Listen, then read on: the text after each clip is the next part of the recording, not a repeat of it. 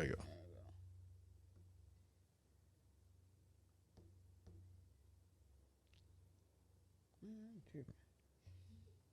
Seven calls a 187, it's a homicide. Send the ops up to heaven. I say 817 calls a 187, it's a homicide. Look, I got them youngins, they thuggin', they know when the bus it. I ain't gotta tell them little niggas to go. I about to squeeze a release in the demon in his face to see me dead on the floor like that. Why that boy told like that? Why that boy walk like that? Probably cause he got a Glock and it's stuck in his pocket. He throwing the brakes that's back and forward. Texas is crucial, them youngins killing where I'm from. From that south to the east to the west, them niggas going dumb. Rip up his body, we bringing the side, we taking one trip, we gon' hit him for show. Ain't paying shit for them niggas to get you, they come in and get you right after the show. I'm like, hold up, tell me was that talking down, I show up, and she get the sparking. Yo. Welcome to another episode of Dsiciples Kolord. I am your host, Goldie. And I am her co-host, Reginald L. Williams. How y'all doing? My number one. Okay. How was your weekend, man? Man, it was chill. The weekend was chill. You know, went out of town. Unfortunately, we had lost a extended family member. Shout out to the Freeman family. Our hearts go out to the Freeman family. Rest in peace to our cousin, Kenneth Joe Freeman. Rest in peace, man. But yeah, it was good. It's always good to see a family. We got a big-ass family. You know, so it seemed like we turned up no matter what. That's what it seemed like, you know. Yeah, we always getting together, you know, for something, you know, but, you know, it's time to start getting together. And a lot of people echo the same sentiments. It's time to start getting better, you know, or getting back together with families other than just, you know, when y'all lose a loved one, you know, start doing it. So we've been trying to do that, especially since a lot of the matriarchs have passed on in our family. All of them are gone. So it's kind of now on my generation to kind of do stuff to, you know, put stuff together. So, you know, shout out to my brother, Willie J, and AKA Soft Willie, and my cousin Marvin, AKA Buddy Man, for doing what they did for the past 2 years. Last year was the barbecue in the park. Oh yeah. Yeah. This year we had the fish fry in the park. It was nice. It was off the hook. Last year was lit. Yeah. And we're going to keep doing stuff like that. You know, it's all about love. You keep spreading love. And, you know, our family has always been a real close-knit family. And to be as big as we are as a family, that's real cool. You know, it's real cool. I've always done it. And everybody can cook. So, ooh. Yeah, so we get that. Even last night at your grandmama's house, you know what I'm saying, for the party for your sister. Yeah. You know what I'm saying? Just for a sweet 16 pool party. It was chill. It was nice. You know, a lot of food. Hot links was too damn hot. You was not letting that go, bro. Yeah, I'm still not letting it go. That was too fucking hot. She didn't put no extra season hot. They came like that. Them hot links was hot. Even Monique was like, this is hot. Okay, cuz, I feel you there. See, I started drinking scotch and everything. Like, this shit is hot. You ate it, and then like 30 minutes later, we having a whole different conversation. We talking about politics. And you was like, damn, that hot link was hot. Like, they get it out of my mind. That was hot link. Why you make a hot link that hot? I mean, it's called hot link. But damn, what hot links did you eat? I don't know. I just grabbed a hot link for a hot dog, and I broke it in half, and then I took a couple of bites. I was like, ooh. Yeah, you gave it away. You was like, I can't take this. I told Monique, I was like, you had this. It's like, she was like, and then we were sitting there, oh boy, and she was eating it, and then she kept saying it, because she said it like 3 times. Monique, if you watching this, you said that shit 3 times too. Like 3 different times. Yeah, that hot link was hot, Reg. It was hot. Like, yeah. Facts. Yeah. Facts. But the weekend was good. It was chill. The weather, you know, for it to be summertime in Texas, the weather been pretty nice. Yeah, it was kind of chilly yesterday, though. Yeah, it was chilly this morning. It was kind of chilly. I went and played golf this morning, you know, so it was like, yeah. I love it. But my weekend was cool. What yours was like?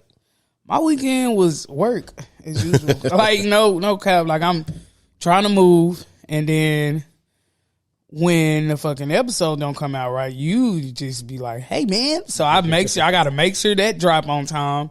So it just, you know, I did the photo shoot for my little sister birthday party yesterday. So I got to really get the ins and outs of my camera, my new camera that I got. So I was just, you know, doing that and then, you know, helping with the birthday party and everything like that. But yeah, it was work. I mean, outside of work. But it was Happy fun, birthday, though. Cheyenne. Happy birthday. Happy sweet 16, baby. Yeah. You know what I'm saying? My little Even sister. though you ain't got no turned. business watching this shit. I know you will anyway. She watches it. No cap. She just come in the room out of nowhere. She's like, hey, look at you. And I'd be like, you need to stop. I put restrictions on her phone. So I don't even understand how, like, I got restrictions on her phone and on my little girl phone. Like, on the music app, if they cussing on it, they can't even click on it. So Apple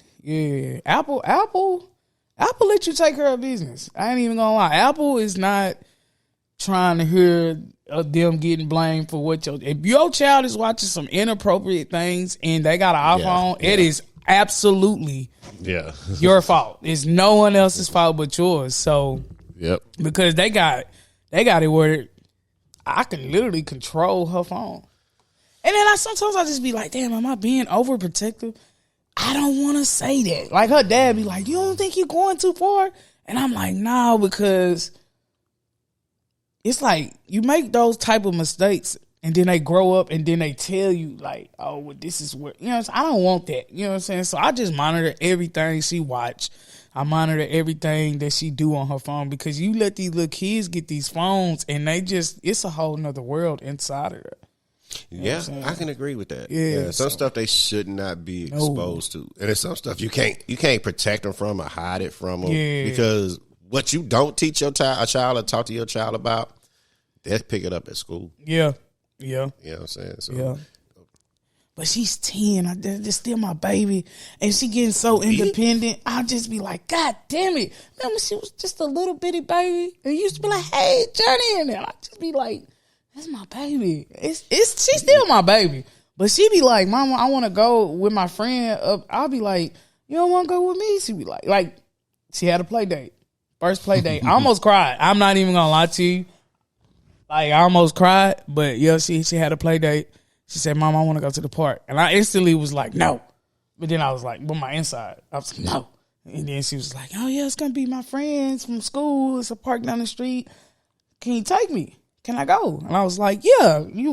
And so I drove up there and she was like, I'm unbuckling my seatbelt. She was like, you don't want to sit in the car? And I'm like, but we always go to the park together. What? So I know, but my friends and stuff, Mama, like, you ain't got to push me on the swing. I'm going to do it myself. I'm like, oh, hurt my feelings. But I was like, my baby growing up. Oh, she had her first play date. Independent play date. You know, but yeah, that kind of sucked a little bit. But hey, you know. Nah, you ain't doing nothing wrong by like being protective or being a parent. Yeah. By, you know what I'm saying, being observant of who she socializes with. Because, you know, sometimes the kids that she kick it with, it can be just a bigger influence as the influences they have at home. Mm-hmm. So I think the most important thing is, as long as your child knows, you know, especially with the music and all that. I dig that. I understand that completely.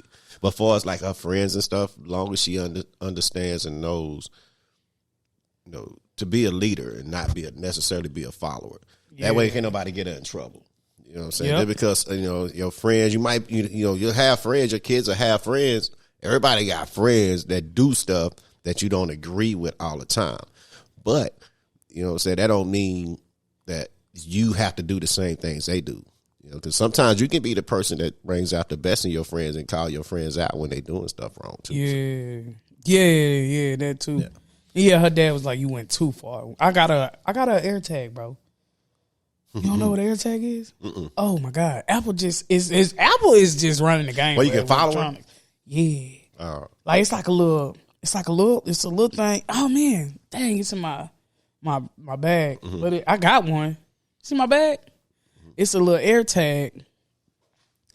And it's like a little thing. And you can put it in your watch. You can put it in your watch and stuff. This is it right here. I got one on my wallet because I always lose my wallet. But this is it, Rich. And I think it's this. Show them your hand. She got one in her arm. Okay. So I'm like, You can put it anywhere. You can put it in your car. This stuff been driving people crazy. It's been breaking up a lot of relationships too. Man, people been breaking up their own goddamn relationship. Yeah, they've been dropping it in their baby daddy car and stuff. And they know exactly where you at. You lying, dirty dog, you know what I'm saying? Watch out for the mirror tags in y'all cars, man. Watch out for these little things because they tell you exactly where you at. It's a room, like they tell you exactly. This is the most precise little thing. Like, yeah, I love this thing. I bought 2 of them and then I put one on her and put one in my wallet. And her dad was like, "You don't think you just taking it too weeks?" No, man, I need to know where she at all. And I just look on my phone, boop.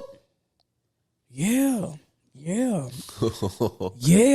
I'm glad all my hoish days is over with. Yeah. I ain't got to worry about that now. The next relationship I get in, woman ain't got to worry about that. She gonna put her tag on me. I'm talking about soon as you move. Yeah. It's the dot is moving. And it is going down. Like, it is like to find my iPhone and all that other stuff, it tell you in like increments of 5 minutes. This is following, the dot is moving. I pull this up and she move from here to there. That dot gonna move from here to there. And that shit crazy. And it validates as they done linked up with the police and they don't need a warrant no more. If they AirTag is saying that they product is in your house, somebody steal my wallet and they can kick that door down because as long as they can see that it's an AirTag and it's inside your house, they don't have to have no warrant. That is probable cause for me to go in there and kick your door down. Now that is some bullshit. It's shot kicking in the wrong person though. Yeah, the police too. Shit. Yeah, for real. Yeah, I ain't playing police. that shit. Call the police and they gonna kick that bitch down. If you show them, here it is. Wow. AirTag. Yeah, and you name it too. So this AirTag is called Wallet. That AirTag is called her name and shit. So yeah, it's dope though. I'm shit with Android people.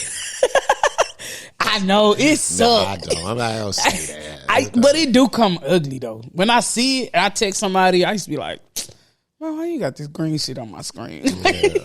I know you look like beneath me when I see it. Like, you one of those type of people. You know what I'm saying? But I swear I got all my stuff is Apple. I like Apple. So. I love Apple, and then I like the way that it all like come together. Yeah, you can link all that shit. Like, yeah, my phone ring right now. Everything ringing. Everything gonna ring. Yeah. Oh yeah, my iPad be jumping off. I get a message on Facebook or Instagram, it jump off. Yeah, I love Apple. Yeah, you know what I'm saying. I think the Google Pixel is a good phone. Well, for camera, it got a good.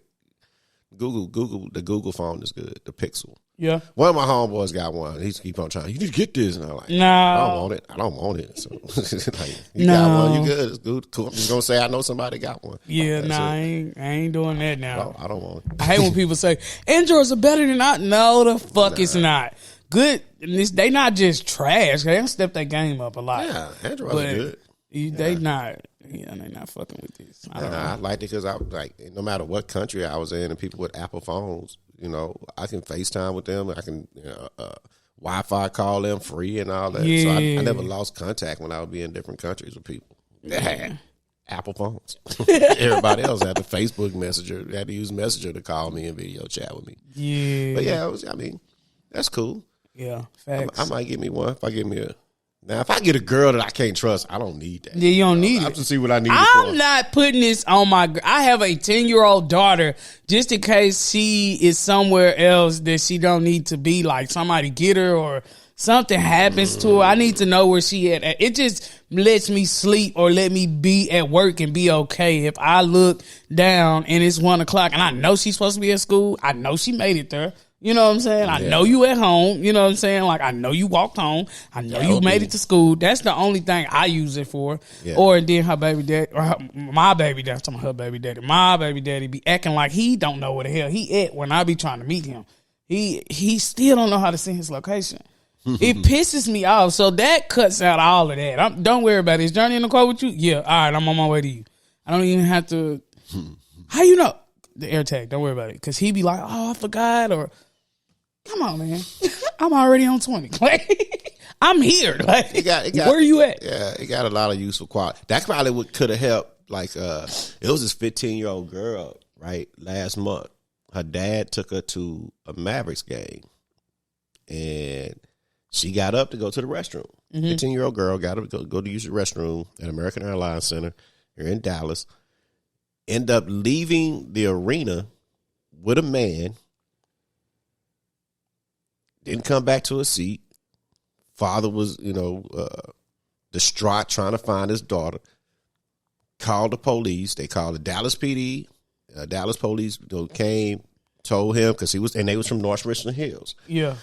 Told him to go report it to the police in North Richland Hills, since he lived in North Richland Hills.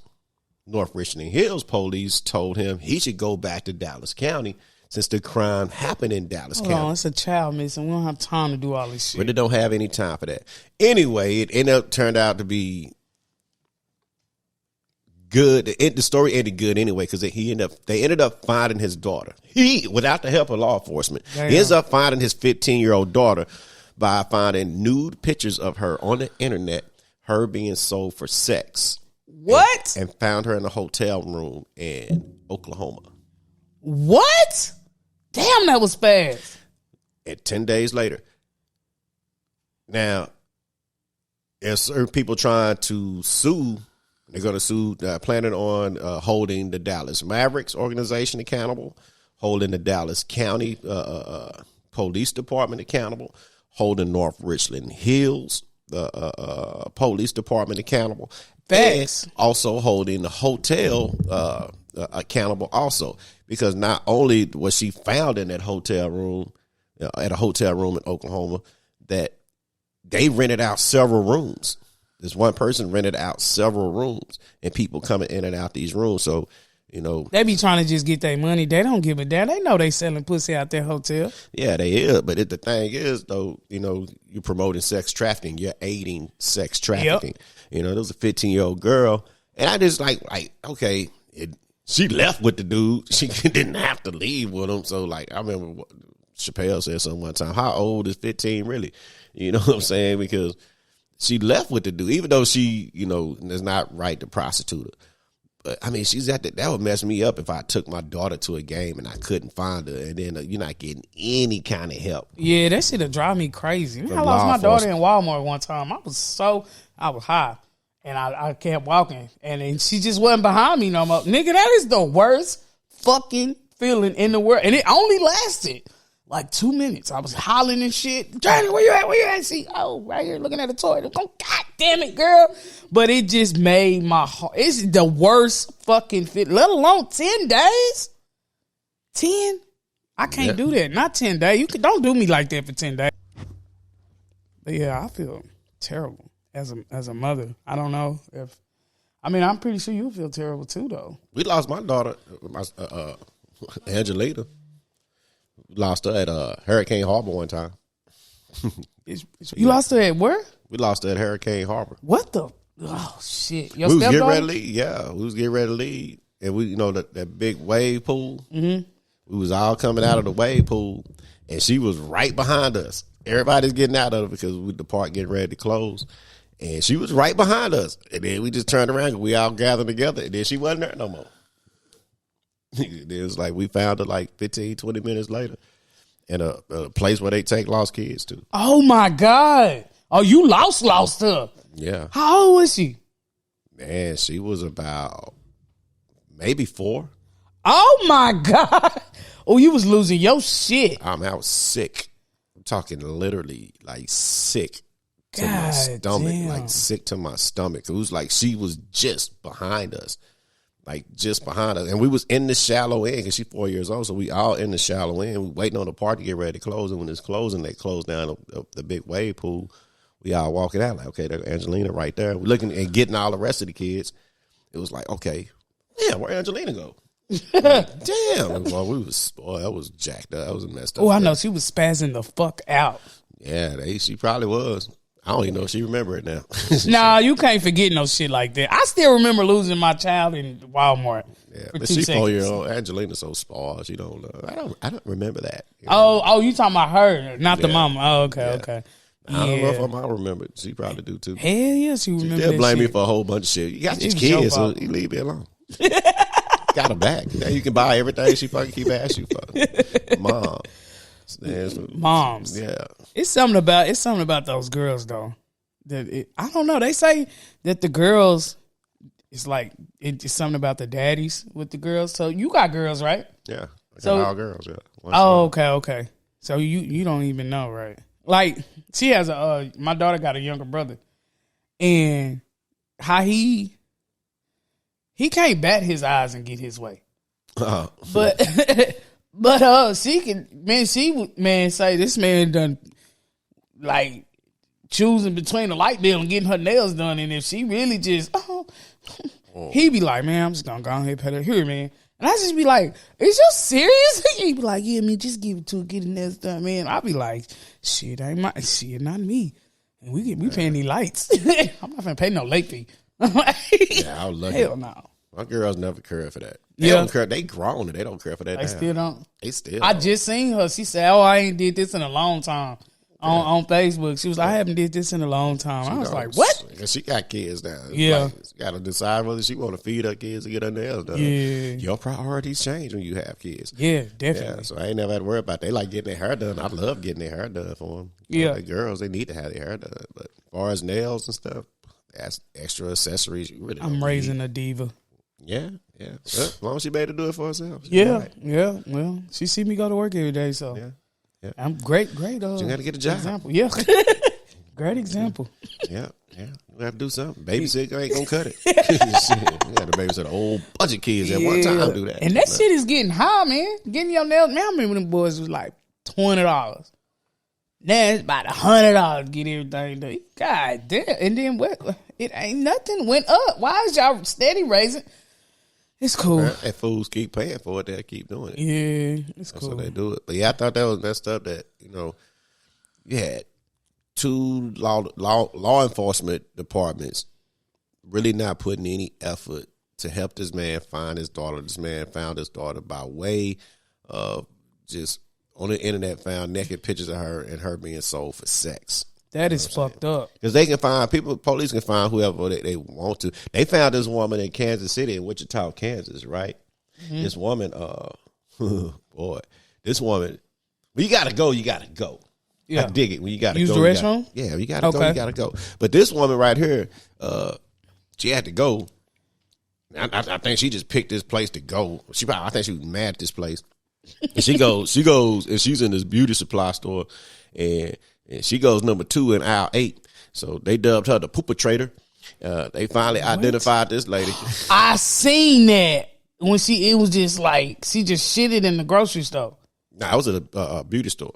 Oh, she wrong as hell for this shit. Yeah, she just right on in the aisle. It just right there. And like it was so bad, it destroyed like 8 wigs. Wow. Because when shit don't hit the water, it really stinks. So it really stink. Good idea to make the toilet with water in it. Yeah, because everybody, I don't know. Most men have done it, have gone outside, for what, I don't know. Like shitted outside? You shitted outside before? Yeah. What? I am 30, going on 31. I've never shitted outside. You ever seen that movie Friday? Yeah, I seen that, but okay. And that's why they put that in the movie, because that has happened to a lot of people can relate to that. I ain't gonna lie, I'm pissed outside. I was a little boy when I did it. It wasn't like I was a grown man and did it. I was pissed outside as a grown woman. I've had a girl do that. Like, oh yeah, I was in the UK. She was drinking. Yeah, she had been drinking. You know what I'm saying? And we was just walking around, chilling and stuff, chopping it up. And I had to go. And then I was like, and she was like, I really had to go too. And I was like, man, just go. It was real late. I was like, just go. You're like, seriously? I was like, yeah. Are you serious? I was like, yeah. And she just like squatted. Hey. Like, oh, that's cool. I know there's a lot of women that can relate to this. Women carry rolls of toilet tissue in their car. I got a roll of toilet tissue in my car right now because we will piss, especially on the night that we've been drinking. It's really the only time I've ever done this. I had to been drinking at a bar or we in between clubs, and I had to piss. I will piss. Me and my baby daddy go out a lot. We've been knowing each other for 11 years. So we done went to a lot of strip clubs, a lot of clubs together. And we really, really party hard when we link up. We go to it's not just one club. It's like 3 or 4 clubs, So he always say this. I be like, pull over, and he be like, here you go with this shit again. I gotta pee, and when we leave, he got in here, and he do it now. It's a habit now, and the women think he just so sensitive and so caring, but it's really because I've been partying with my baby mama, and I know if she gotta piss, you gonna have to piss. He done really got some off of that. They in the car and they about to leave. He was like, oh, let me go. And he come out with a roll of tissue. And they be like, oh my God. He like, yeah, this is wonderful. Like, they think I'm so caring. But I always got to get a roll of tissue. Always, every time we go. Because we be drinking in the car, drinking at the bar, drinking at this club. And then, like, he be like, we be going in there. I be like, I got to pee. Pull over. And then restrooms be closed and all this shit is in the middle of the night. Pull over, man. Open them 2 doors. Get in between that door and pop a squat and piss and wipe and go. Then we good. I done pissed on a lot of my shoes. Over there, I have. Shout out to my baby daddy because he a real nigga because he stopped the car every time. He don't get no attitude. He just be like, I knew it was coming. I asked you, did you have to piss? And I'd rather piss outside than piss in the club bathroom. That shit be disgusting. Throw up and dirty, just too much nasty shit. But yeah, pissing outside is great. Oh, and you told me last week we can get in trouble for that shit, right? You get in trouble for having sex outside. You can get in trouble, yeah, it's indecent exposure. Yeah, for pissing outside. Yeah, but it's a natural thing. I don't understand that. Yeah, it's outside. So I don't know. But they finally caught that woman, so I mean they could have caught the dudes the man that, took the 15-year-old girl up. You catch a woman that go number 2 in the aisle at a beauty store. You know what I'm saying? If you caught the poopatrator, and they was trying to finally identify later. They call her the poopatrator, bro. Yeah, you know what I'm saying? The public enemy number 2, all kind of stuff. They making all kind of jokes at the woman. Because they was trying to identify her. People was calling in, saying, giving tips. Was it Amber Heard? It's like, nah, it was not Amber Heard. You know what I'm saying? It was, Amber Heard is Johnny Depp's wife who, Amber Heard is a fucking clown. It is pure entertainment to watch this court show. Yeah. I call it a court show because that's what the fuck it is. It is pure entertainment. It got a lot of funny outtakes. Her lawyer is an idiot.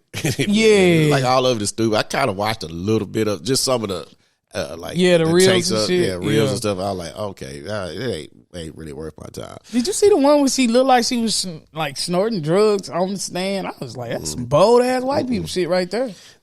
God damn. Yeah. The shit that she be saying, like, he was turned around. He was walking away from me. His back was towards me, and he was looking at me at the same time.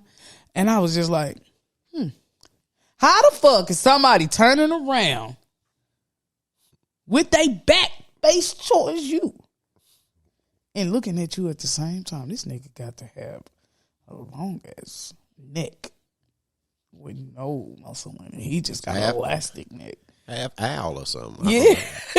I was like, damn. All that. And Johnny Depp, he ain't looked at her the whole time. I feel bad that she taking him down like that because I hope he don't be remembered by this, but instead of all the great movies that he done. I mean, it's going to be a part of his life because they've made such a show out of it. Yeah. We got people spending so much money just to come and witness it. It's like, you know what I'm saying? In support of him. It's ridiculous. It is. But, you know what I'm saying? You got bigger things to worry about right now because we got a new disease out. What is it? Monkeypox. Oh, I see now. Oh, my God, Reg. That shit fucks me up. Why do we have so many diseases? I don't know. Sebi, please come heal us. Yeah, now monkeypox is here, y'all. Monkeypox. Monkeypox. We got monkey bread and monkeypox.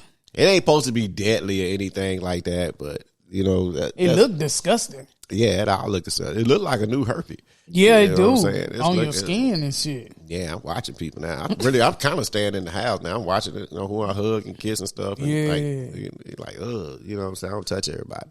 I don't play that. Yeah, I'm glad I'm kind of single. Got to deal with a whole bunch of shit.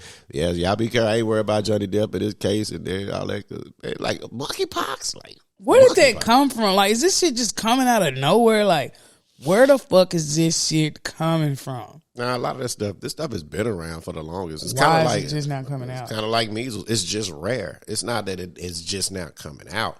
It's rare. COVID-19 is not new. It's been around. The coronavirus been around. You can Really? you can look at a can of Lysol, the back of a can of Lysol, and it says on the back of it, fights influenza, fights coronavirus, influenza. I thought they just put them on there. It's been on there What? Before this pandemic. before the pandemic. It's been on there. Wow. It was coronavirus, but COVID-19 was just like a new strand of the coronavirus. Just like the flu virus has, it's several different types of flu strands of the flu. It's several different types of strands of coronavirus. So it's been around. There's a lot of stuff been around. Smallpox, monkeypox, chickenpox. They don't fucking get them no more. There's some places that do, because I had to get a polio vaccination, booster, when I was in Pakistan. Wow. Because they had a polio outbreak. Yeah, my child I didn't go through. I had the chicken. Hey, you had the chicken pox? Yeah. I had the chicken pox. Chicken pox, I was grown when I got chicken pox. Oh, really? I heard it's worse when you get older. It wasn't for me. I probably had like 3 or 4 small, Was bumps. it itchy? Yeah. It wasn't, because I didn't have a very bad outbreak. It was like a couple of them. And I was like, oh, I worked at the hospital at the time, and I got it from my homeboy because he worked at the children's hospital next door. And man, he was hanging around all the time. And then I looked up, I was like, man, I got something on my stomach.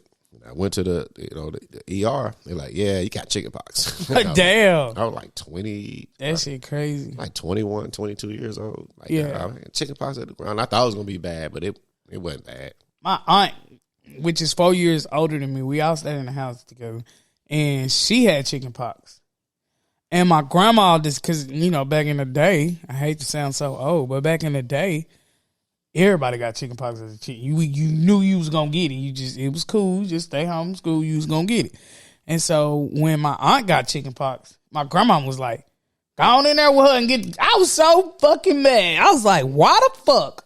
Why I can't just wait naturally until I get my shit? Why the fuck I got to go in the room with her? And she intentionally let her give me chicken pox. I was like, this is fucked up. Like, I mean, it was cool. I didn't have to go to school and shit and watch cartoons. Good cartoons came on during school time. I don't know why, but yeah, it did. But I was just like, damn, I don't want chicken pox. I don't want to be sick. I want to go outside with my brothers. Why the fuck I got to come in here and get the chicken? And then we all with calamine lotion looking like fucking weirdos and shit. But yeah, that was crazy. I thought that was crazy as hell. Yeah, it was. Yep. That make me get chicken pox. Yep. But yeah, so y'all be careful. Watch out for the monkeypox. You know what I'm saying? Just because it's out there. I don't know where it came from and why it's popping up now, because somebody's been doing something with monkeys. But yeah, it's something new. Yeah. I'll tell you one thing right there. Some new shit gonna pop up. It's this cat. It's Arthur O. Urso. He's a Brazilian model, right? Mm-hmm. He got like 9 wives. And he had to come up with this very elaborate sex schedule so he doesn't leave any one of them out. Ooh, that's a lot. Yeah, they gonna create a new disease. So watch them motherfuckers. He got 9 wives, and they all bad too. Ooh, they bad. They are beautiful. But one thing about Brazil, though, Brazil is known for having beautiful women. I finished. Well, I would say they got a bad infestation of HIV. Oh my God! But women are beautiful. Yeah, though. they're beautiful with that. Beautiful with that shit. Damn. Yeah. I hope he ain't got it. Yeah, like Rio, because like one of the vacation destination spots. You know what I'm saying? 'Cause that's where like the home or the birthplace of the string bikini started. Was like in Rio de Janeiro, like in Brazil. So Brazilian women are beautiful, but it's real. It's so bad down there. I remember they had the Olympics down there a couple of years ago, and like the water around there was so contaminated. The swimmers wasn't allowed to swim in the water. It was contaminated with what though? It's just contaminated. Oh, okay. I thought you were saying they got HIV in the water. I was like, what the? It's just the fuck? water. The water's just so dirty down there. You know, people ain't going to Rio like they used to. You know, because it's bad. You got them beautiful women down there that they got that shit. But yeah, all his wives was beautiful. I was looking at him. I was like, damn, he got some beautiful wives. But yeah, they gonna create a new disease. They keep on with that shit. He got 9 wives. I was like, I don't know. I'm like, I'm single, and I don't even want to be a player now that I'm single. But then again, I'm up. You know what I'm saying? I'm older now. I'm more set on what I want and what I don't have the energy to and I ain't gonna say, yeah, I'm gonna say it, not to be manipulative, you know. But even if I had, I'm gonna say it. yeah. But even if I had a woman, because a lot of people are not, you know, are not ashamed about being, you know, exercising their right to be in polygamous, you know, relationships, you know, practicing polygamy. You know, there are a lot of people like that now. You know, especially, you know, there are a lot of women who will go get another woman to come home to their man. And that's never been a fantasy of mine to be in a menage a trois. You know, to be with two women in a real live relationship. In a real life, or just in one night, in a one night stand, it's an intimate thing. That's never been. Never been. I just never. It seems like men, a lot of men like that. A lot of men do. It's like a goal.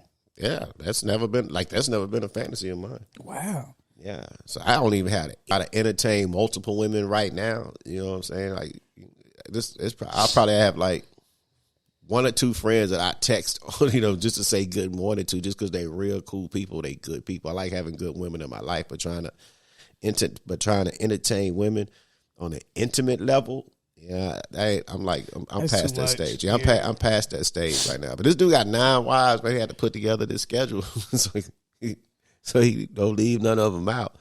And it was like, but I did see like 2 of them. I was like, I would, you know, you can tag me in for those 2. It was like, they were bad. I'm like, damn, all of them look good, but it was like 2 of them. One of them wore glasses. I was like, oh, she is so adorable. Like, so adorable. Damn, I was like, damn, we'll go down there and give me one of them. Like, that's kind of greedy. He got 9. But he's a model. He's some kind of model down there.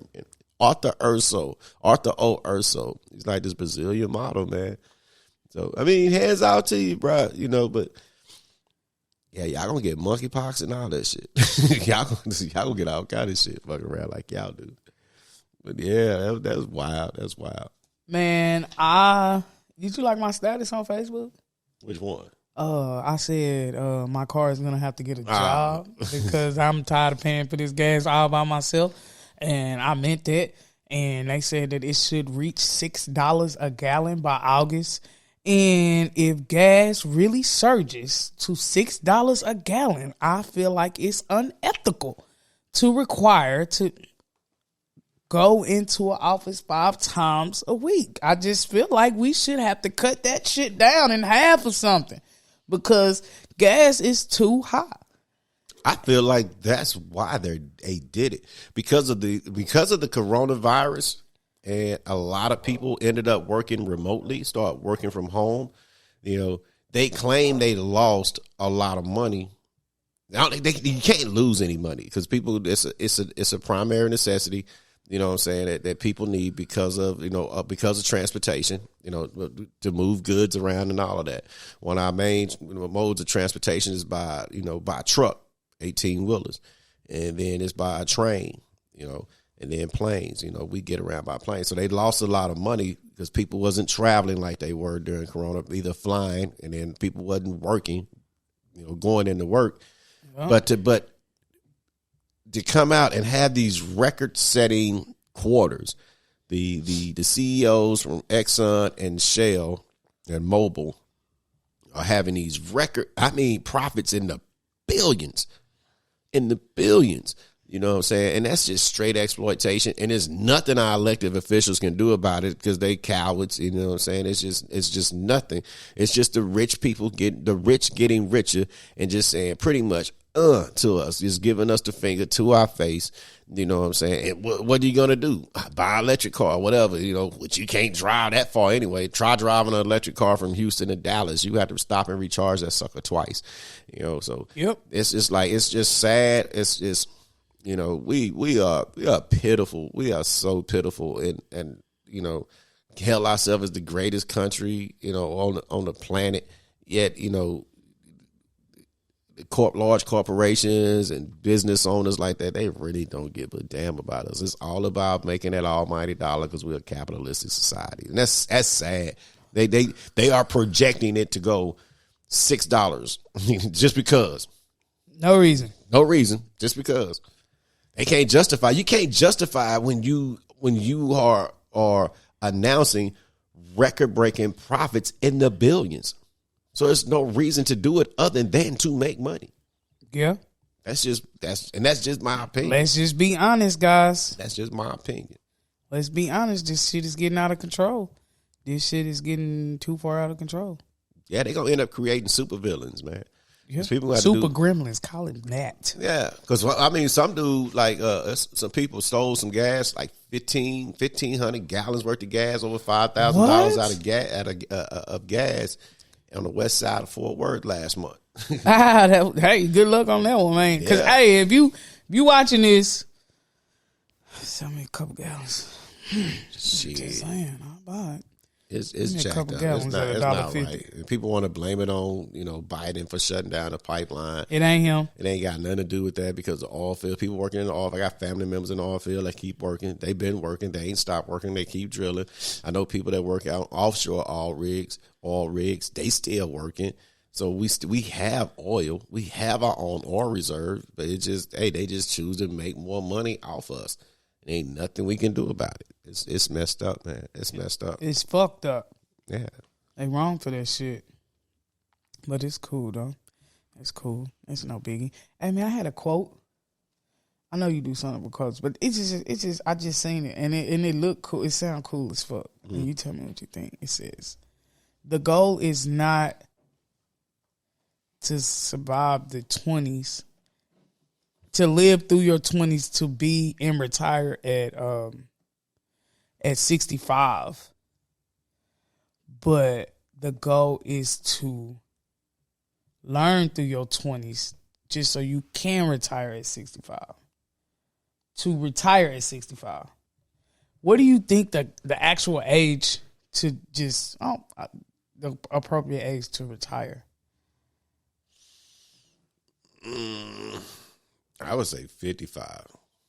55? Yeah, because you live to be, if you live to retire to like 65, you got to think, what is your quality of life? I mean, how many good years do you really think you have? Let's say the average person only lives, to be 75. People are not living to get old anymore. Like living to be, 100 years old, 95 years old. Our grandma did. 85 was that our great? How old was she? I say a lot of people not though. That was rare, generation, right?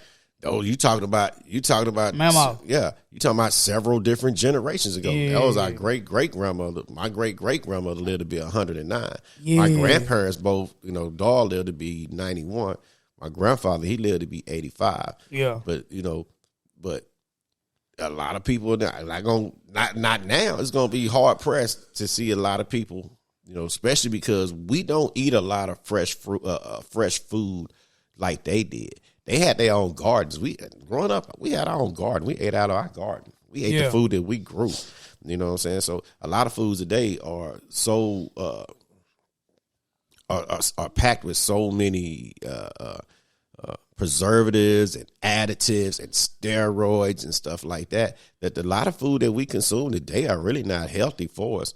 Everything has high fructose corn syrup off in it that causes diabetes. You know what I'm saying? So everything, that's just like super dose of sugar right there, straight sugar.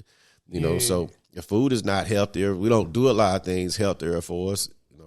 A lot of them worked with their hands and did stuff that were, you got a lot of exercise, you know, and we don't do that now. I don't see us living that long, to be in our 80s and stuff, like they did. Like they would be, my great grandmother, she lived, be 109, and another till she was like 102 years old. She lived by herself. Wow. Oh, y'all remember us going there? We all went down there to go get her, huh? Yeah. Yeah, that was crazy. Yeah. Hey, I heard you say a lot, like last night to be exact. And I want to ask you this question. Yeah. What did y'all talk about at work this week? Well, that was one thing we was talking about was the gas prices. We talked about the gas prices because some of my coworkers was blaming, Biden for it. And there are a bunch of Republicans, so they was blaming Biden for it. I'm like, Biden had nothing to do with that. What I'm saying? Then, when you look at how, Exxon and Mobil are announcing these record profits for each quarter. How's that? I got family members that work in the oil field. They still working. So how is that even? That don't even make sense. It don't make sense. So it just, we talk a little bit about like everything. We we talk about relationships and stuff. It's weird. Relationships. Yeah. We talk about relationships, and one of my coworkers, one of the guys that work for me. I ain't even to put him on blast like that. You ain't gotta say his name. Yeah, I ain't. But he was like, him and he just had a kid. Okay. Him and his girl just had a kid, their second child, and for the longest, the child is like over 1 year old now, and she been dealing with postpartum depression. And she won. The child is one. The child is 1 year old. Okay. So she been dealing with a whole bunch of different stuff, and they had not been intimate since the child was born. You know what I'm saying? And he finally did. He came to work so happy. Wow. And the dude is a good dude. It is a good looking dude too. So I love him because he exercised a lot of restraint. People like that right there make me feel good inside and make me really look at myself. It makes me, and it humbles me that that I have people like that in my life that I can look at and be inspired by them. Like for my next relationship, I want to be like that. I want to be like that.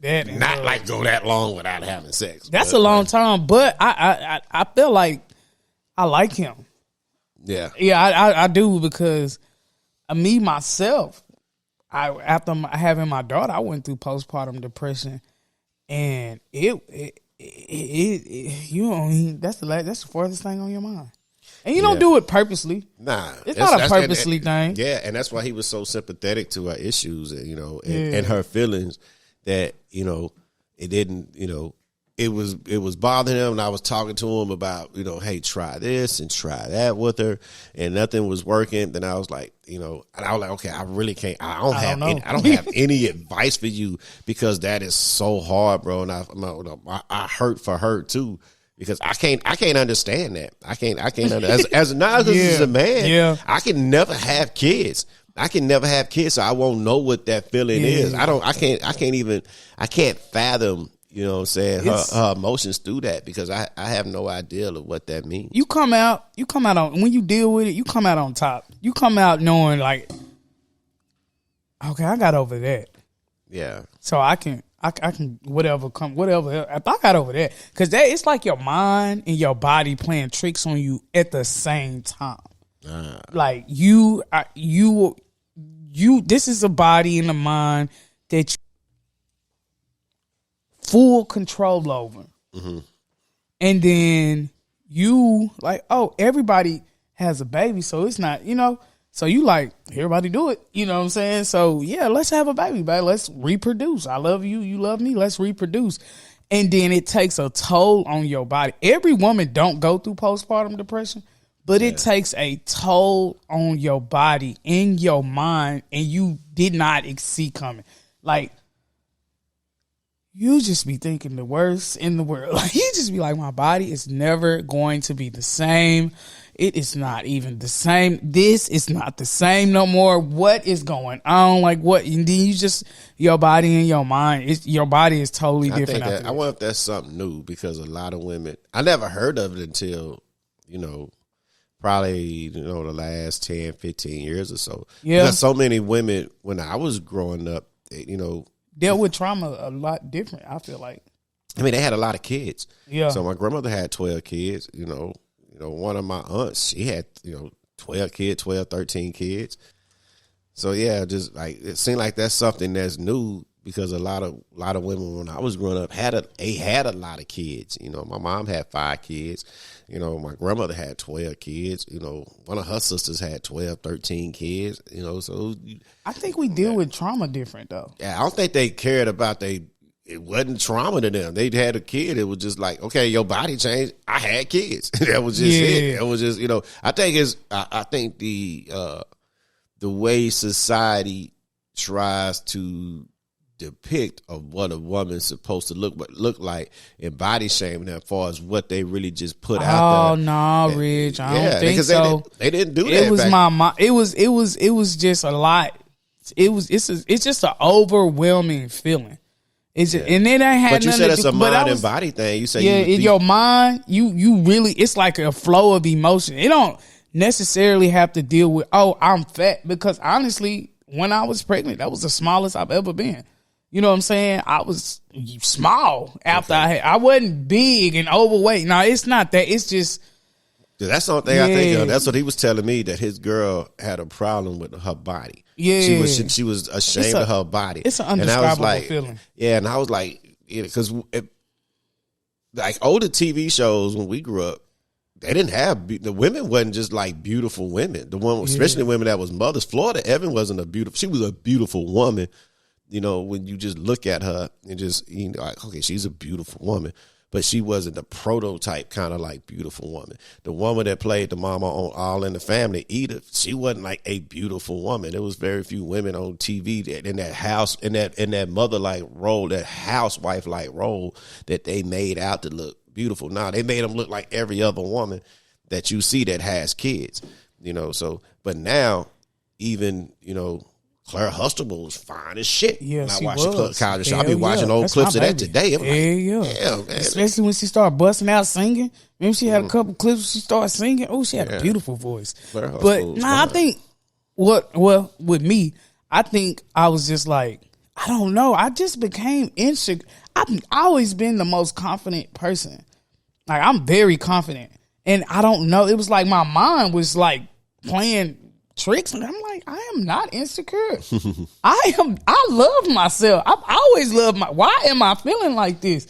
And the doctor, and he was like, we're going to the doctor. And he was like, tell him how you feel. Her father, tell him how you feel. Because I don't even know who you are anymore. Yeah. You have changed into a whole nother person. You have never been like this. And the doctor was like, these are just basically, you done went through a really traumatic experience, and you just trying to get back. What was the traumatic thing about it? So what was the traumatic thing about having a child? Because some women, like my ex-wife, she loved being pregnant. She loved it. She really having a fucking. I mean, it's natural, but it is a not. Yeah, so I mean, for you, so what was the traumatic? For me, the traumatic part was I didn't start getting crazy. Well, my emotions was just like super crazy. Like, I cried over a bowl of noodles, and then, you know me. Yeah. When have you seen me cry? You know what I'm saying? But like, for real though, like, just bust out crying. Like, so you cried over some noodles? I cried because her dad. I asked him to make me some noodles, and he didn't make them. He made them. He put them on the stove though.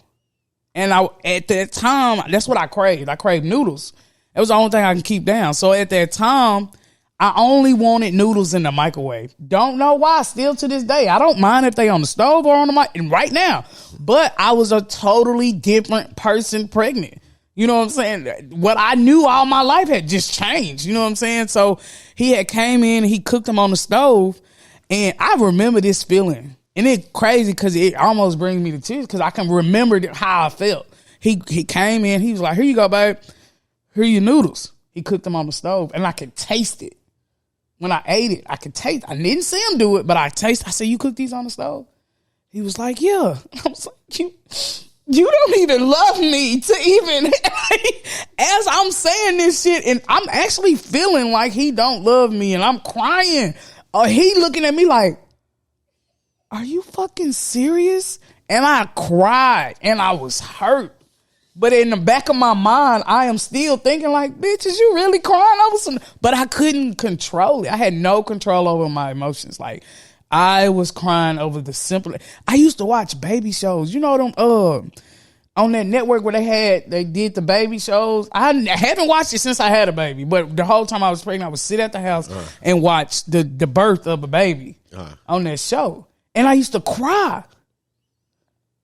And I used to be like, what the fuck is wrong with me? Like, that right there, not knowing what's going to make you cry, what's going to make you feel unloved. Like, you know that's just like you waking up. And you like, I know I don't trip over this certain type of shit, but I'm tripping. And these are real emotions that I'm feeling. And you're going to be like, damn, this is crazy. I cried over some noodles, man. I felt like that young man that went to work every day and provided for his daughter and me and made sure I was eating. He came home after working 10 hours and I just said, you made me some noodles. He was like, yeah, babe. He still didn't even bathe or nothing. Just, yeah, babe, let me wash my hands. I'm making some noodles. Me now? Be like, oh, that was sweet of him to do that. Cause I'd have been like, hell no, nigga, you been sitting here all goddamn, you make your own goddamn noodles. I just got out of work. You know what I'm saying? I cried. And he couldn't even do it. And I respect him so much. Because he didn't say, you know what, you fucking tripping. He was just like, oh my God, I'm sorry. I don't know why I put him. No, don't cry. Don't cry. I'm finna go put some in the microwave. I'm finna put him. And his mama came in like, just let her make it because she pregnant. And this is taking her down. That shit took me down. I ain't even gonna lie. And that was traumatic because I never knew. I didn't even know myself. I didn't know I liked that shit. You know what I'm saying? I just didn't know. And then I snapped back. It was just I woke up one day and I was just back to old me. But I was not me at all. That looker took me down. And then I was like, oh, hell no. That's why I say, man, kudos. And some women take it differently. Some women get irritated or they not themselves, bro. There's not one woman I know that was pregnant and it's just, they hold it together. It's some hold it together better than the other ones. But when you are pregnant, a doctor told him, and it was an old black doctor. He told him the real. And he ain't telling in front of me, but he told me. He's like, that's the reason why I dealt with all this. Because he said, hey, man, you 19 years old, and you're going to have a baby. I think I was like 6 weeks or 12 weeks or something. And he said, man, let me give you the best advice, man. He said, when a woman is pregnant, she is temporarily insane. Nothing that she does is going to make sense. Just let this, it's only 9 months. Hopefully he'll get it back right. This is not nobody. He was like, no, my baby mama cool. Nigga, you was going to wake up and this woman is going to be insane. I think that's some women. Yeah. I love noodles. Because my kid's mom. She was cool. She was cool. She was smooth. Yeah, that's what I'm saying. People handle it different. She handled it. She was like a Did she crave anything? I probably did more craving than she did. I heard that too. Yeah, I was eating weird shit. I was eating peanut butter and pickles. I was you a good baby daddy. You took all that. Good. That shit is crazy. I ain't with that shit. But yeah, she handled it like a champ. She handled it like a champ. She carried it well. It was just okay. I waited on her hand and foot because she pregnant. That's what you're supposed to do. Yeah. I mean, that's what you're supposed to do. But and she was real thankful for that. So anything that she wanted, I get up and get. Then if I thought of something that I wanted, and she was like, "Okay, go get it." Then make it. Let's try it. And she was like, and she would just be laughing. That was really probably the most fun I had with her. It was like during some of her pregnancies. It was like she was funny. She was just funny. Like. I get amazed by women that when they pregnant, when they going through their pregnancy, because you can see the baby moving around and stuff. And I be like, oh, I'm looking, I'm like, look at that. You know what I'm saying? And then, I don't want to say that I was like batshit crazy, but it's just a deal. For me, like, the emotion I cried over some noodles. Yeah, like I was really sensitive. I wasn't mad. I don't like my brother, baby mama. She was just more, she got irritated more. You know what I'm saying? Me, I was just super sensitive. Like, I think I cried over Boys in the Hood when Ricky died. I've seen that movie 1,000 fucking times. There's no reason why I'm crying. And here he is. He was just like, it's all right. We don't need to watch this shit. Ricky should have been zigzagging anyway. I was mad at Ricky. Why you run that way? You know what I'm saying? Did everything at work. You know what I'm saying? Shout out to him though for dealing with that, because that was tough. That's my boy. That was a tough one. Yeah, these guys are talking like over a year. I know you're in 9 months there. Yeah. I mean, it was a while. It's been a while, but it was like that was just like like, oh wow, that's good. I was so happy for him. I ain't never been happy for somebody else. You knew exactly what it was when he came smiling towards you, right? Nah, it was just yes. I walk up on them. They working on something. I walk up on them, to check on them. And one of the other guys go, "Hey, you heard the good news?" I'm like, "What? What's the good news?" He's like, "Got me some." I'm like, "What?"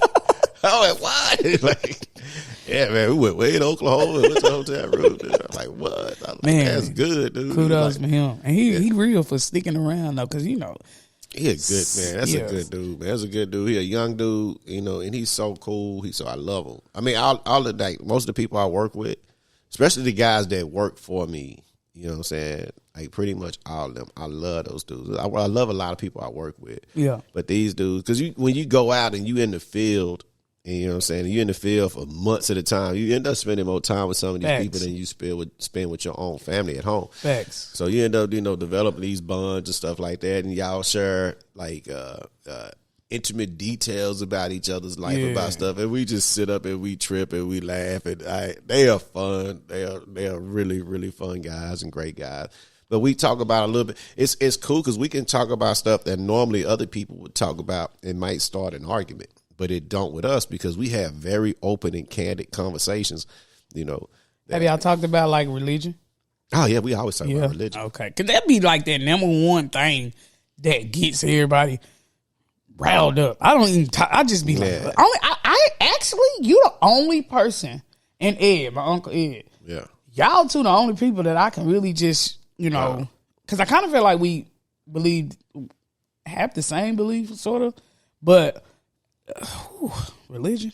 Yeah, it's hard to talk with black people. Yeah, I didn't want to say it, but thank God I have you. You said it. Like, you know what I'm saying? Yeah. Because black people don't care. They was like, because you said something last night that I just truly relate with, like with the I believe in love. Oh yeah, my religion is love. My religion is love. Yeah, it ain't Christianity, the Islamic religion, or Hindu, or the Buddhist religion. Any of that. It's my religion is love. And when you said that, I just looked at you and I was like, yes. Yeah, the Pakistani cats was tripping because they thought I was going to be Christian, and so a lot of them was Christian, so they was expecting me to be Christian too. So whenever a Christian Pakistani guy see you, he automatically assume you Christian, and he wants to. Oh, I'm Christian. And I'm like, oh, that's good for you, And he's like, yeah, dude, you're Christian too, Mr. Reggie. I'm like, nope. Nope. What? They look at me, what? What religion are you? I said, not any religion. He said, what religion do you practice? I said, my religion is love. And why is it? Why is it love? How did you get to that point? Because okay,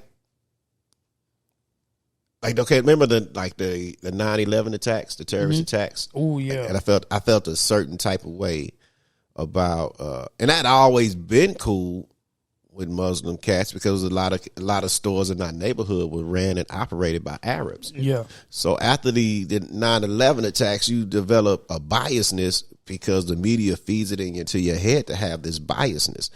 And then I spent a little time, like 3.5 months in Pakistan with a lot of Muslim cats, and then I learned to like them, and appreciate them. The most humbling experience I ever had.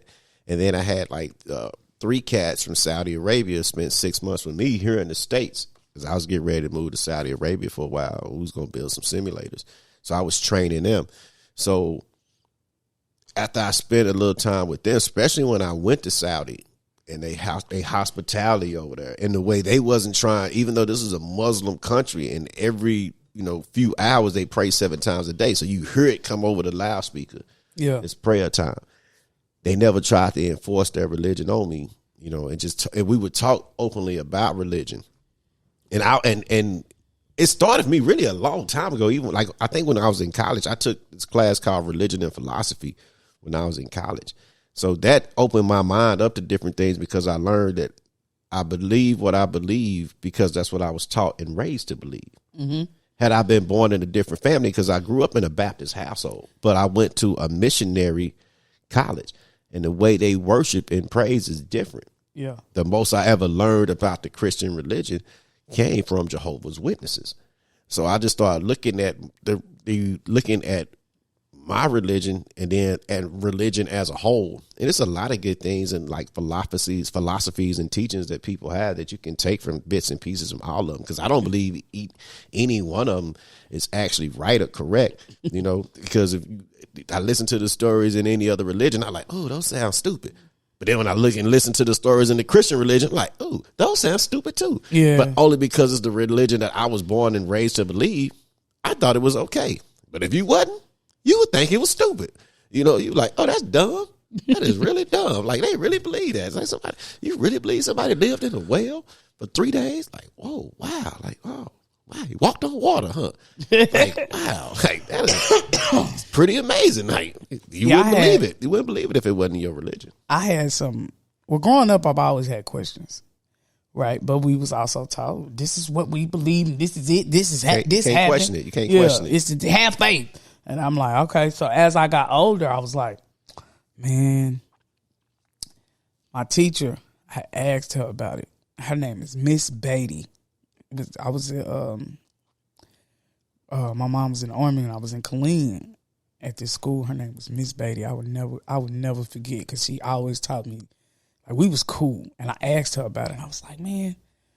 And it was crazy because it was around 9/11. And I was like, man, why God let this happen? Because we were supposed to believe. And I was young too. But it was so, she was just like, you know what I'm saying? I was like, and they just praying and all this. So why did this happen? And she told me, she was just like, man, everything that history always, because I asked her, do you believe in the Bible? She didn't want to just tell me. I could tell she didn't want to just tell me. What's her beliefs? No. They didn't want to impose her beliefs on you. Yeah, so she was just like, only thing I can tell you is history always repeats itself. And I was like, okay. And at the time, I was like, fuck, this bitch is crazy. Like, what was that? You know what I'm saying? But then I went and I was like, damn. And it stuck with me. So as I got older, they was just like, oh, yeah, Jesus walked on water. And history kept repeating itself. Like, the sun kept coming out. It kept raining on certain, you know what I'm saying? It kept getting cold. And so I'm like, okay, here in a second, somebody's finna walk on water. Or here in a second, somebody's going to be on the news about parting some seas. Here in a second, we is finna start living, because it's going to repeat. You know what I'm saying? Like, we keep reproducing. These seasons keep changing. So now I'm just like, all right, fact check. You know what I'm saying? Like, we just finna fact check some shit. So like, okay, so with this, and I was like, hey, with this, and I couldn't ask my mom's side because they were so deeply embedded in it. But then I also had my dad, and he was like more real, you know what I'm saying? And he was more real with it. He was like, none of that shit is true. He's a very objective person. Your dad is a real objective person. Most religious people, they have very tunnel vision. Yeah. So even if you showed them the truth and told them the truth, they don't want to believe it. You know what I'm saying? They still, Jesus can stick his head through the sky right now and say, hey, everything in that book y'all read is not true. And they be like, are you lying? They would call him a lie to his face if he did that. You know, and it's crazy because a lot of stuff in the Bible that's right there is funny because you can ask a religious person, you know, and you say, okay, some stuff is meant to be taken literally and some stuff is meant to be taken figuratively. Yeah. And you can go and show people contradictions in the Bible, and they always say the same thing. I don't know about that. So people like always had this notion, like you was asking your teacher, why did God let this happen? Yeah. Why did God let this happen? And people will say, oh, God's in control. God's in control. But yet and still, if you go read the Bible and you read Corinthians, it says right there in Corinthians, Jesus says in Corinthians, and it was Jesus, either Jesus or somebody says in Corinthians, yep, Satan is the god of this world. You know what I'm saying? In the book of Job, Satan is the one roaming back and forth on the earth doing whatever he wants to in the book of Job. You know what I'm saying? So it's like, it's right there for you. And yet, and still people have their own notions and their own beliefs. They take and add stuff to it. Yeah. And it's funny. I especially with people in my family, some of them you can't have that conversation with. They don't want to. And then when you do, they just kind of look at you like, and then some of them get mad and some of them don't. It's just like, they be like, oh, you know, I was talking to a couple of our aunts one time about it. And they was like, well, Reg, who you think wake you up in the morning? And I was like, from sleep? Like, you mean sleep? It's like it's not a mystical, magical trance. It's just sleep. It's the body's first and natural way of healing. The body's first and natural medicine is rest. That's why they have beds in hospitals so you can rest and get sleep. It's not like you dead when you asleep. You still alive. You still breathing. Like, you can be standing over me and I'll wake up because I can feel somebody standing over me. You know what I'm saying? You don't, sleep is, it's you're not dead. You're not dying every night and waking up and miraculously coming back to life. You know what I'm saying? So it trips me out how people take that and go, God breathe the day of life into you today because he woke you up this morning. Like, I'm pretty sure if there's a God, he a little bit more busier. Did it have to, hey, wake up, Reg. Get up. You got to wake up this morning from sleep. Like, you still alive. It's like, it's the simple thing, the most simplest things about, you know what I'm saying, about life and religion. And that's where a lot of people, some people get get upset because they feel like, especially the black Christian. The black Christian is so waiting to die. So they can go to heaven. Yeah, they're waiting to die to get to heaven while everybody else is getting their heaven now. The Asian people getting their heaven on earth now. The white man getting his heaven on earth right now. Everybody else is getting their heaven right now. But us, no, because that's kind of how it was put on us to do, and they wanted us. It really suppressed us. It made us look outwards to somebody else to save us and do for us instead of us holding ourselves accountable. We use religion to fall back on. Just say, just trust God. Just trust God. Instead of doing something about it ourselves and trying to do things to better ourselves, we'd rather just put that. It's easier. It's way easier for us to put that on God than for us to do it ourselves. Because, when we was brought over here, that we was forced to enter that religion. It's like we had to abandon our original name. We had to abandon our original language. We had to abandon our original diets. We didn't eat. Africans don't eat chitlins and pig feet. Why are you eating it? Who told you to eat that food? It's better parts of that pig you eat it. You should not just eat that. Ooh, wow. What did you know? Did you know what chitlin is? Because my mama was married to a dude from South Africa. We had, Kenyans and stuff, and I found in Nigerians. Why would you eat such a thing? Do you know what this is made of? Chitlins? It is shittlings. It should be called shittlings. This is literally the pig's shit. You eating the pig's booty hole. It is booty juice you are cooking in this pot. It is, that is gross. Why? Take the put some salt, pepper, hot sauce on it. Like, it's we haven't broke that chain. We haven't broke that in our mind yet. We've been freed physically, but not mentally.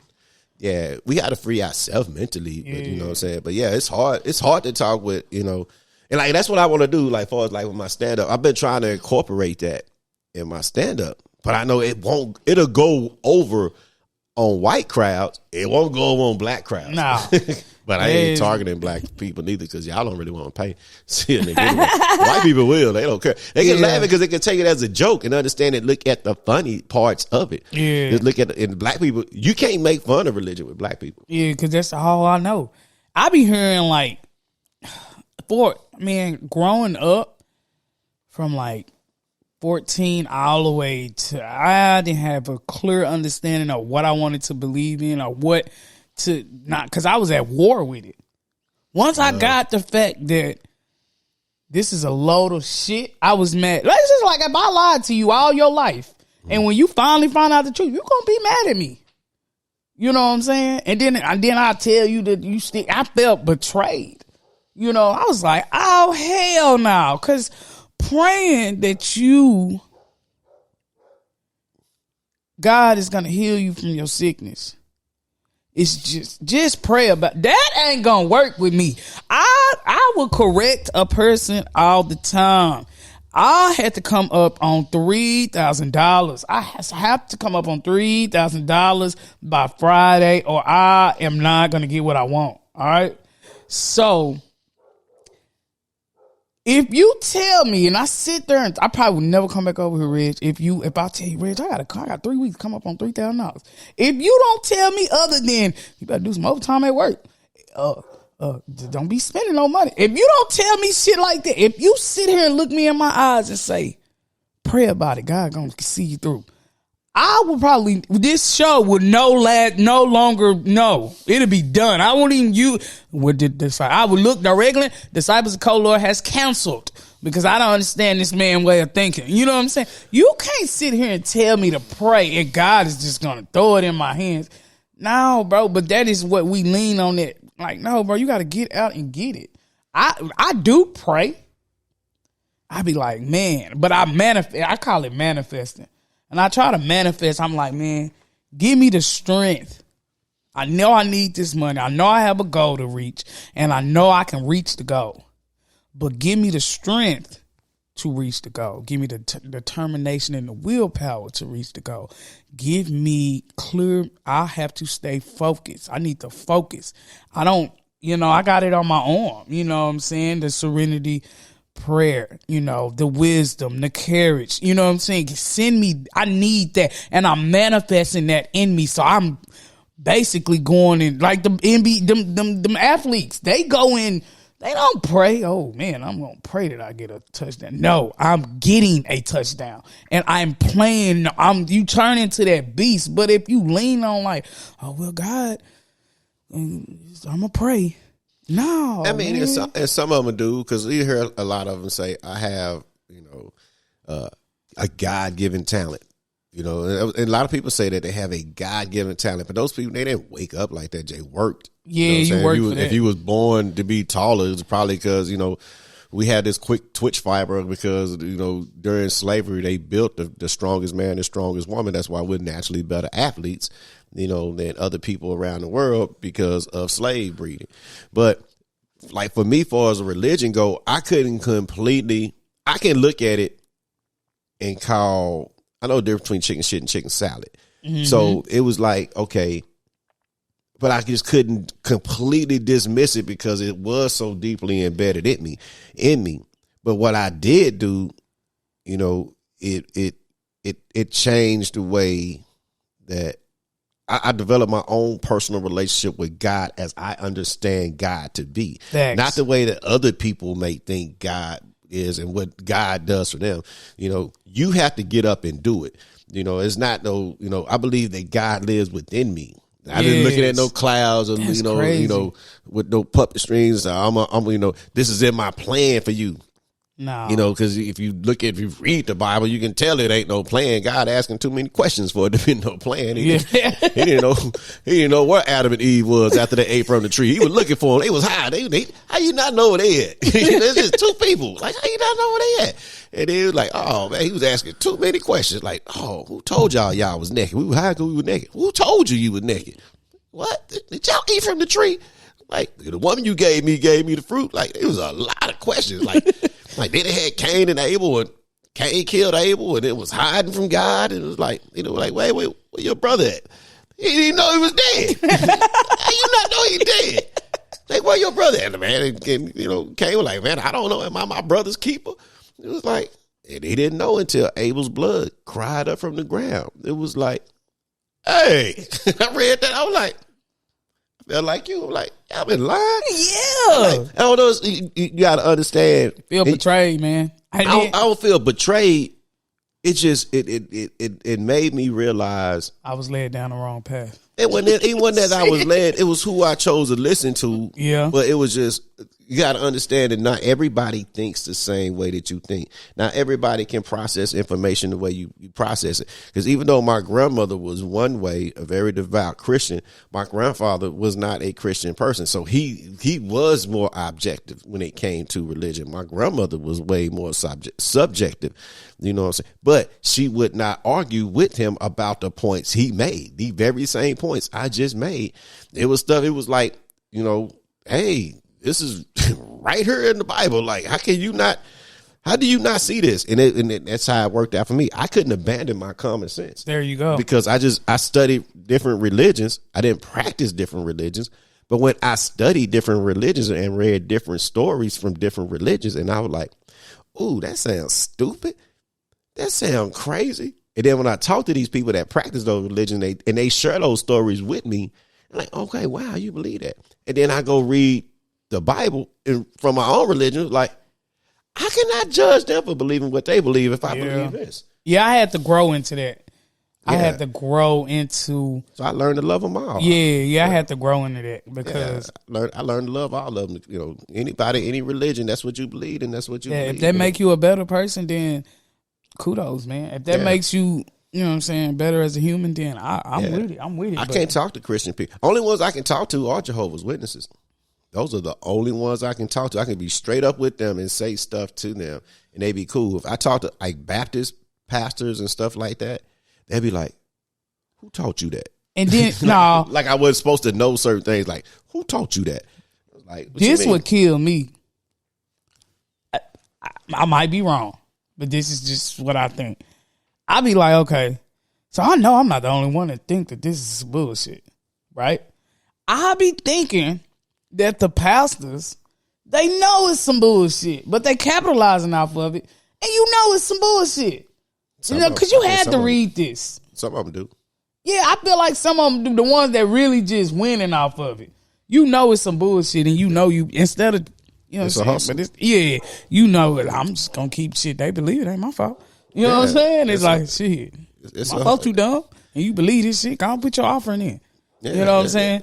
And my dad, and I tried my dad's wife, really.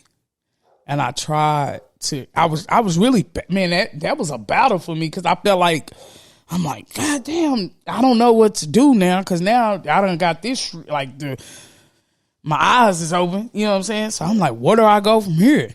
So I was like, what do I do now? Like, what I've been praying and I've been living that way. So what do I do now? She was just like, man, the best thing is, no, don't do that. Just leave it. And I was like, she was like, the best thing is, you know right from wrong.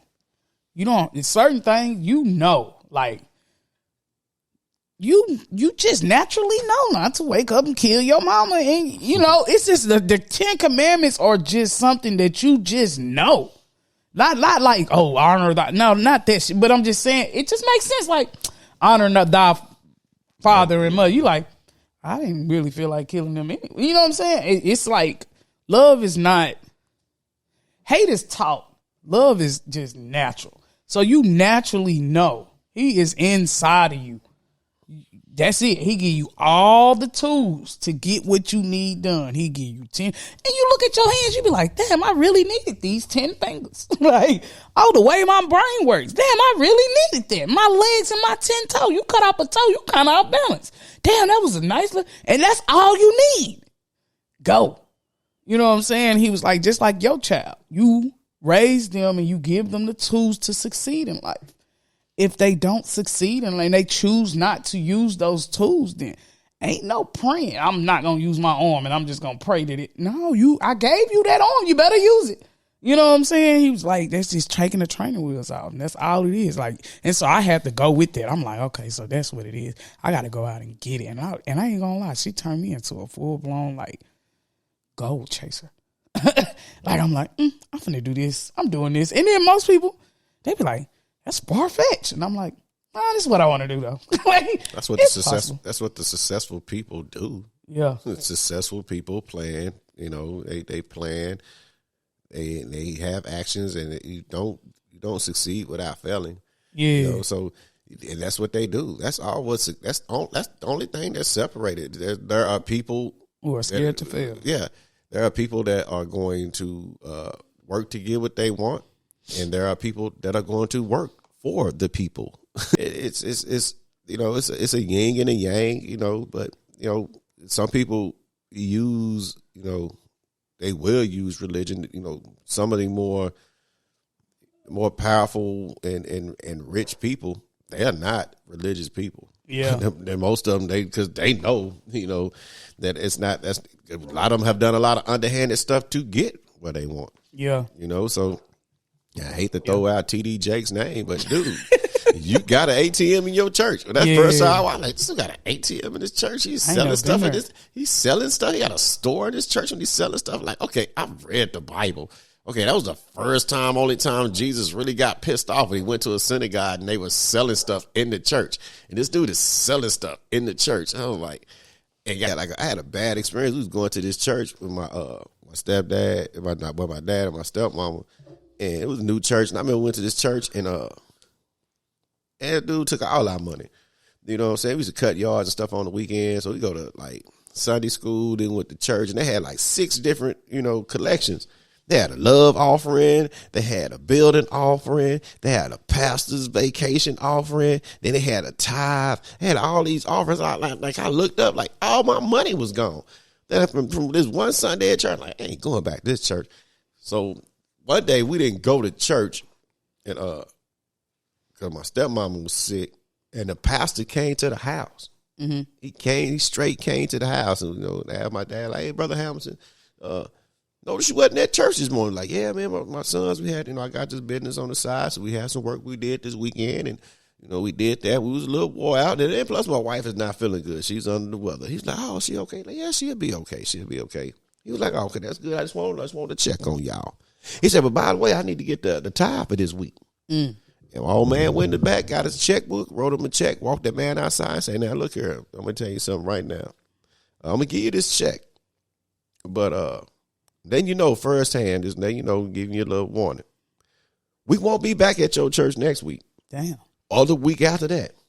And don't you ever come back to my house asking for a tithe. Never went back to that church again. Damn. Like, he came to the house to get that money. So like you were saying, like some of these preachers knows, I think some of them do use it as a hustle. Right. Because you don't need, they're a tax exempt, organization. You need to keep your lights on. Yeah. You know what I'm saying? So it's just like they some of them do. I'm not gonna put it on all of them, but I don't put it past any of them. That's what it is. I don't put it on all of them, but I don't. I think know. Because some of them, like Jehovah's Witnesses, they don't even ask you for money. They have a collection box in the back of the church, and if you want to leave some money, you can leave some money. I don't know what Muslims do because I've gone into mosque. When I'm in Saudi Arabia with my homeboys while they pray, I ain't never seen them leave no money. They pray 7 times a day. I ain't never seen them leave no money. Like, what are y'all, and that's one of the holiest places, Arabia, because, they got, the city of Mecca and all that and Hajj and all that. They do a lot of stuff over there. But, I don't know. Some people, it might be a hustle, because people can't look at it and be objective and go, hey, what did people do before Christianity was created? You know what I'm saying? Yeah. Because you look at it and go, hey, where the Bible came from, right? And people think it fell out the sky. Like, it didn't fall out the sky. It was written, it was canonized by Constantine and the members of the Roman Empire at the Council of Nicaea. You know what I'm saying? They took all these stories and said, these are stories that would make up the Bible and these are the ones that won't. And it was like, okay, these are stories we keep and these are stories we won't.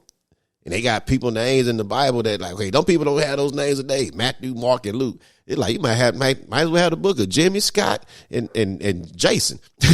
like dudes don't have that name today. Matthew, Mark, and Luke.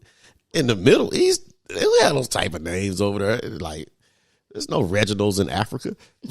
You know what I'm saying? Your common sense is like, this is not clicking. Like, you think about that.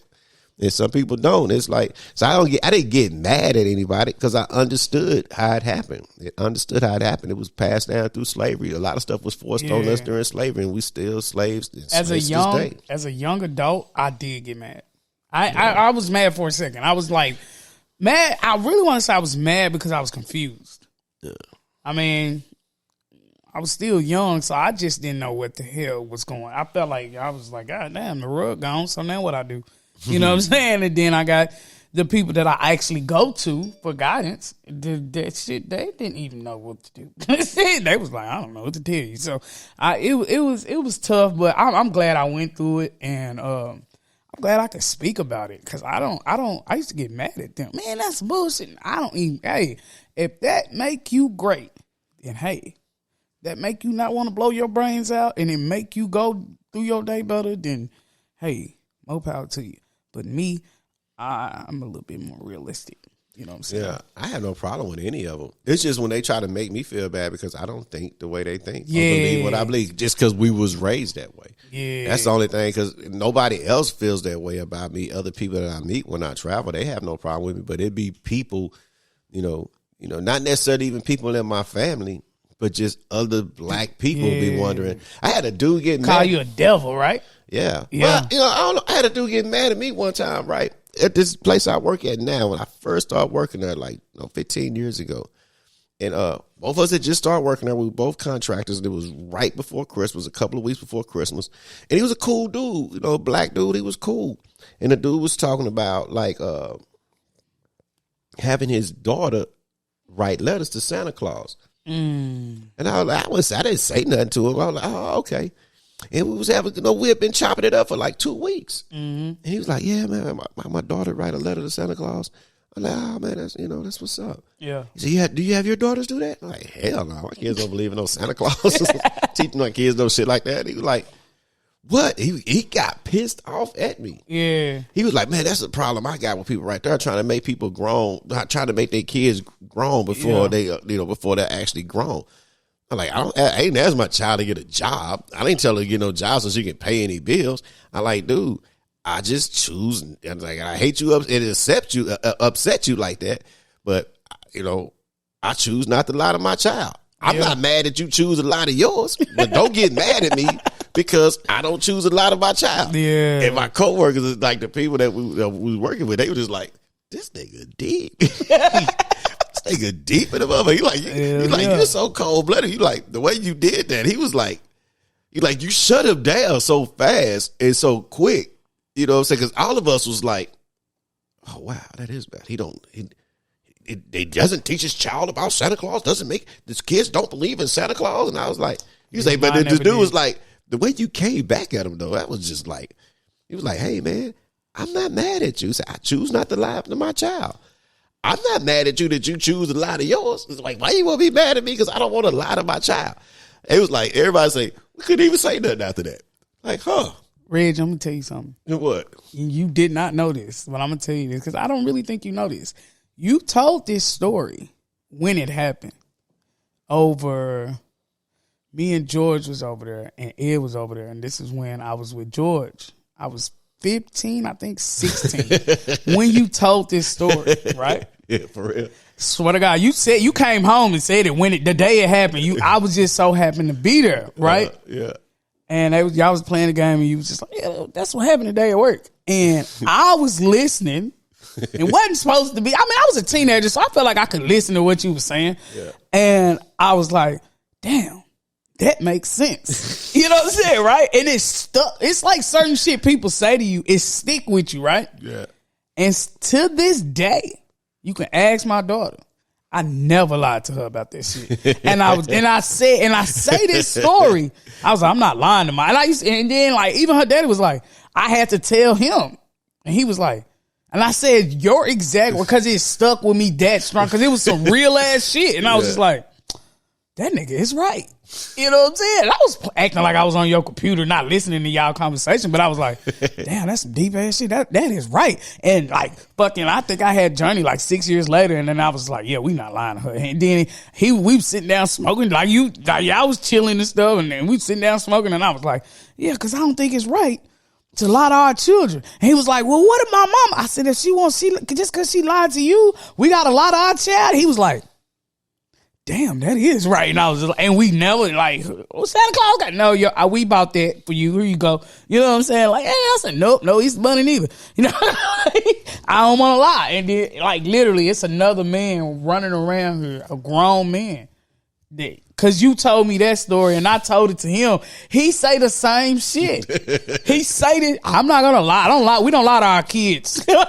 You lie to your kids, it don't matter. You know that pissed me off more than the religion thing. I can dig the religion thing, but just going to that like that, I got pissed off about Santa Claus because I was like, okay, that would really started me to look at religion different because it was like, okay, what else y'all lying about? Because it's like, okay, we ain't got no motherfucking fireplace. How he getting in our house? You know what I'm saying?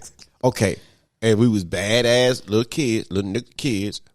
Okay, we found all the toys before they got wrapped and put under the tree. You know, we know what y'all do when y'all say, okay, y'all stay in there, and all the grown people in one room, you can hear y'all rapping the shit and all. And then we find our toys before they come out. So it's just like, okay, you lied about that. And we stayed up. Yeah. We stayed up to see because we're so impressionable as kids. You're like, okay, I'm believing this, but then them squirrels get to run and be like, wait a minute. You gonna go to everybody's house? Everybody's house. Because they taking us to the malls and stuff. We would take pictures. We would sit on Santa Claus' lap. Yeah. That lasted until I was about 6 years old. After 6, I'm like, I'm not that dumb. Yeah. No, I seen my Godzilla. I go to Godzilla. I want it. I go show my baby brother David had a baby pen. He always slept in that baby pen. Yeah. Then right before Christmas, he wasn't sleeping in his baby pen. He was sleeping in the bed of my mama. Because they took all the toys and put it in his baby pen and tried to cover it up with a big old blanket. Yeah. And me and my brother Willie, we would be crawling like Rambo on the floor. And we would lift it up and be looking like, don't go buy a toy. They go, yo, that was yours. And we like, yeah. So we were like, dude, ain't no Santa Claus. Mom and Daddy got this stuff on. I look at it and how I see God to be. God lives within me. Not in clouds. I don't put that on my kids because I can accept the fact. I have no problem because I consider myself an agnostic person. I can accept the fact I could be very wrong. Yeah, I could be very wrong, and then when I die, I'll be like, "Whoa, wow, there we go." He's like, you had that conversation with God. He's gonna be like, "Hey, man, I understand where you're coming from. I saw that book too. That did sound a lot of bullshit, but come on in there." But he gonna boof a lot of people's face, I think. Yeah, a lot of people that think they going in ain't gonna get in. It's like you supposed to be Christian, but you evil as hell. Yeah, yeah, he was evil and manipulative. Yeah, like you supposed to be. You put a lot of good Bible stuff and quotes and stuff on Facebook, but it ain't really what you really about. You know what I'm saying? Because you had an opportunity to do it. That would be tripping me out. Be when Christian people really have the opportunity, or people that claim to be Christian-like, and they have that opportunity to be compassionate, because I see that all religions practice is, it's hurt at extending a certain level of compassion for people. And then when they don't do it, you become the biggest hypocrites. Like the biggest hypocrites of what you're supposed to stand for. But yeah, a lot of those holidays and shit fake. And it ain't gonna shock me at all if the volcano in Yellowstone blow, and then that's just it. Or a fucking meteor hit this planet. That's it. Because you can't tell me that, it happened just like that. 'Cause I've been to enough museums, and them dinosaur bones are fucking real. That shit look real. They don't talk about them in the Bible. No, they don't. And they real. I do believe that there were dinosaurs. I know they were dinosaurs. Because you know why I believe there were dinosaurs? Why? Because I can see I can see this shit. Yeah. I can go and be like, damn, there go a dinosaur bone. Yeah, a real bone. Where is Jesus' bones? I know he be in a museum somewhere for real. Like this is the Messiah. Not even his bones, but even like some of the stuff.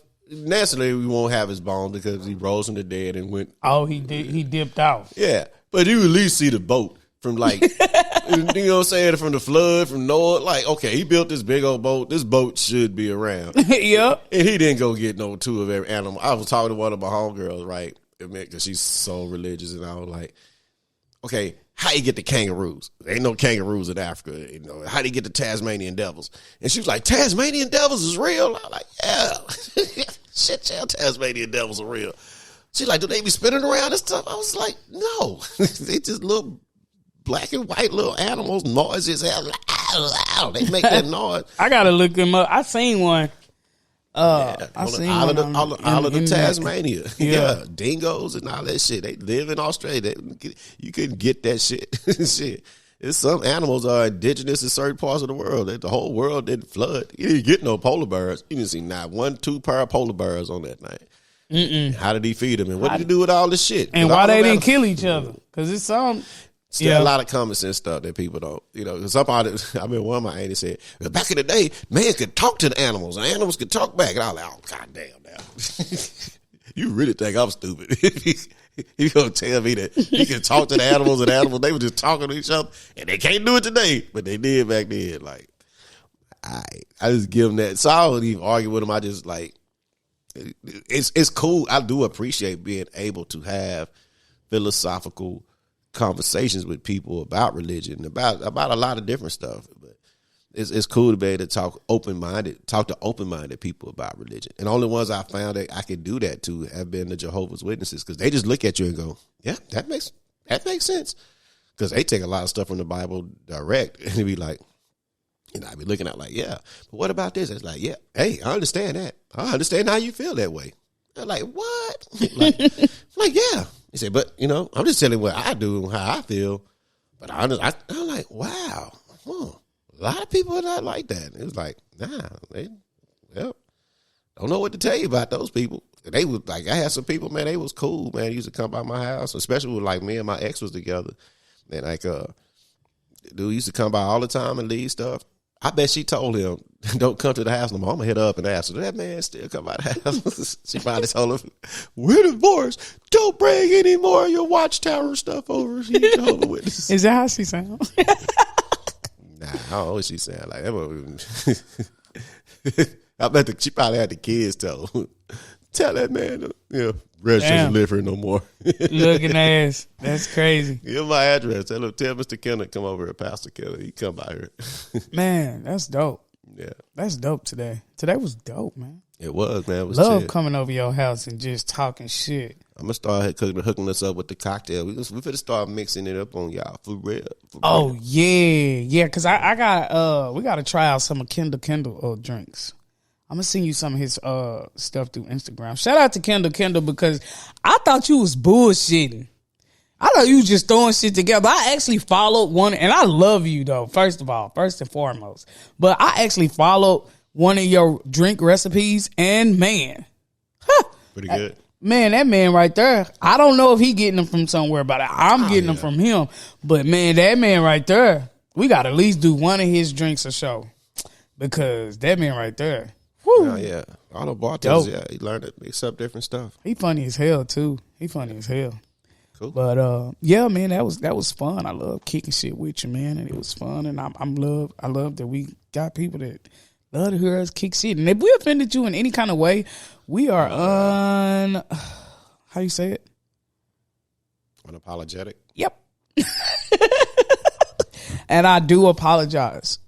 You can't say you're unapologetic. That we are. Apologize. That we are that way. Okay?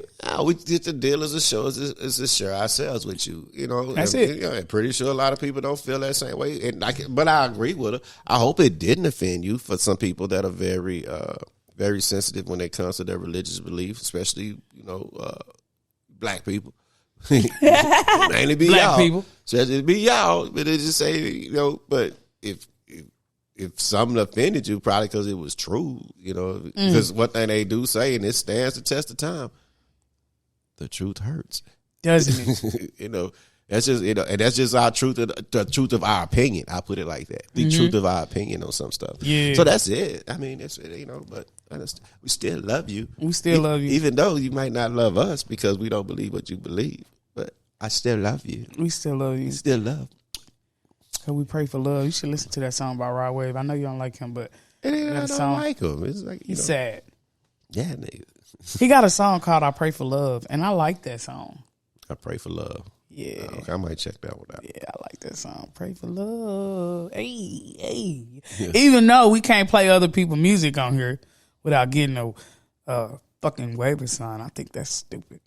We get copyrighted, man. We got copyrighted last week. This week, actually today, we getting copyrighted. As it's uploading, we getting copyrighted because we listening to Super Gremlin.